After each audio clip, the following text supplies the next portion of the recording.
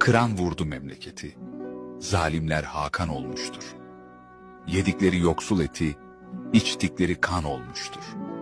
Kula kulluk etmeyenin, vicdanını satmayanın, haram lokma yutmayanın mekanı zindan olmuştur.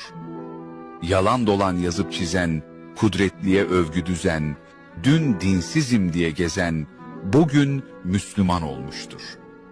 Emeksiz zengin olanın, kitapsız bilgin olanın, sermayesi din olanın, rehberi şeytan olmuştur. Haramisi, soyguncusu, uğursuzu, vurguncusu, cellat ruhlusu, soysuzu, bakan, sadrazam olmuştur. Korkan varsa konuşmaya, anlam yükleyip susmaya, gerek kalmadı korkmaya. Çünkü korkulan olmuştur. Sesime kulak ver gülüm, tutsaklığa yeğdir ölüm. Nerede var